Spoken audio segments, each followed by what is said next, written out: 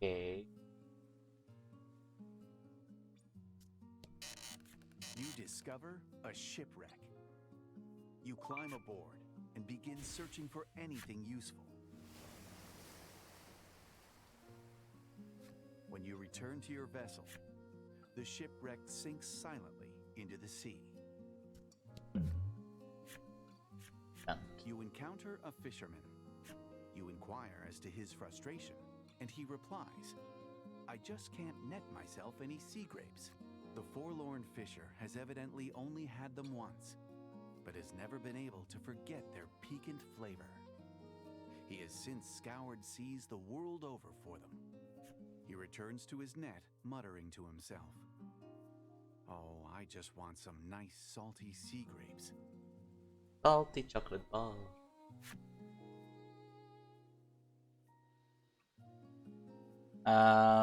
Well, I think that was the only ships I encountered, which means back to the island. 3 times the charm. He better not. Ah, Ahead of you on the path, it looks as though she's twisted her ankle. She looks up at you and asks, "Don't suppose you could..." You draw some salve from your pack and give it to the woman. She gulps it down in one go, and then starts jumping up and down with considerable vigor. "Medicine, am I right? It's the one thing we can all count on," she says with a broad smile. "This is all I have, but it's yours." She hands you a small token of her appreciation. sea grapes. Did we need this? That's for that She boat. explains that they were given to her as a The souvenir boat. by a The friend. boat.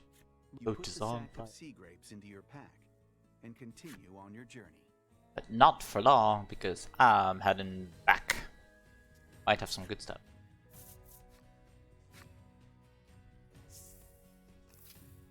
Might travel by auto if you...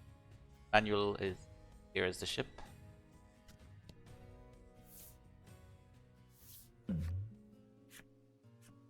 The fisherman mumbles to himself, "Oh, I just want some nice salty sea Chocolate grapes." balls. Are these what you're talking about? Out of your pack, you take a bag given to you by a woman you'd met previously and show the contents to the man. The man's eyes light up the moment they fall upon the tiny fruits of the sea. Almost instantly, he blurts out, "I'll take them off your hands." You hand your sea grapes to the fisherman. No sooner do you hand them to him than he begins devouring them with great gusto. Through a mouthful of sea Gusto. grapes, the fisherman says, "Here, take this as thanks." Better be something He points good. something out to you. Oh. This is a long quest. He explains that he caught it in his net in some ocean or another. It had an unusual shape, so you push the bent stick into your pack. It sticks out a bit, and you think to yourself that it's not the easiest thing to fit in there.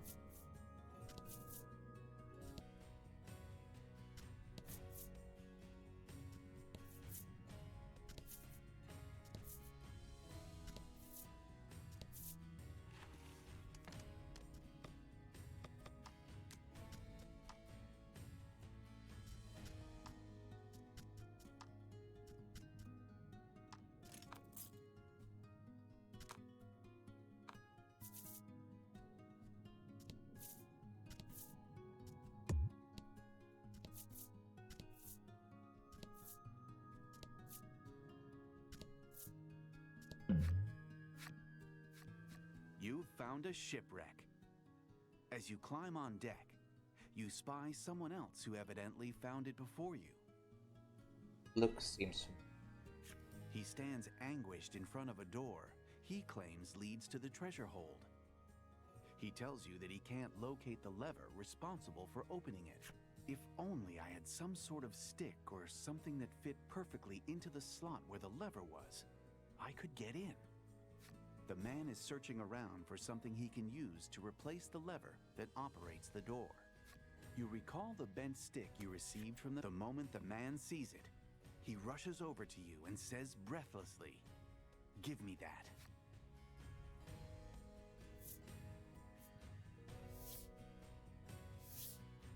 Taking it into his hands, the man quickly inserts it into the slot and pulls it like a lever. As he does, there is the sound of a click inside the door, his high spirits evident in his tone. The man speaks with wonderment.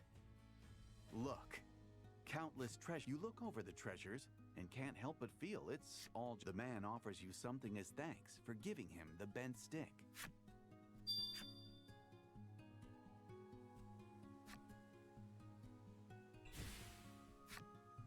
The man explains that he procured this spherical stone from another shipwreck. You're pretty sure you don't have any use for some random stone either, I think but you have nonetheless some place it into your tiny pack and continue on your journey.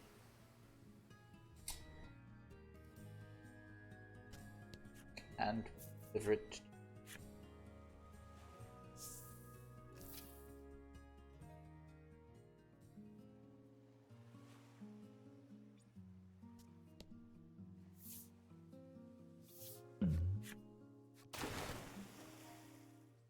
The man is carefully scrutinizing his underwater stone finds.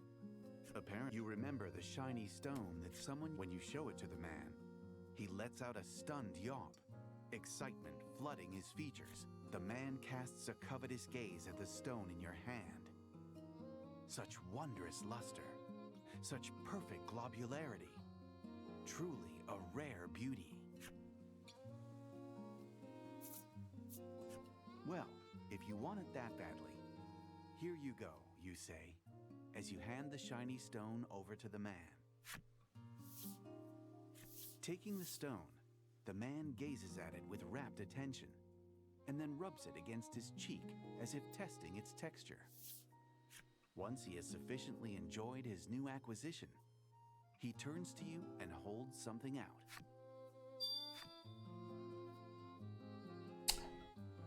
The ore. The man apparently scooped this ore up from the ocean depth some time ago. People's hobbies are as diverse as people themselves, you think to yourself, as you place That one the silvery ore into your pack and continue on your journey. Maybe I'm wrong. Back to alabaster.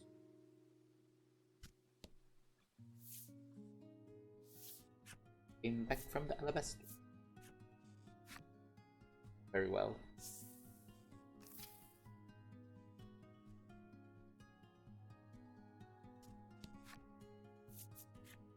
Alabaster.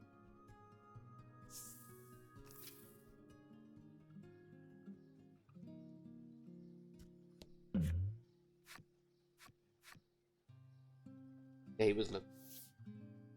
You recall the silvery ore in your pack, which has insistently asserted its heavy presence ever since finding its way inside. The smith lets loose a shout of astonishment. Why, that's a piece of rhinestone. It's vanishingly rare. The ore is evidently as valuable as it is a burden on your back.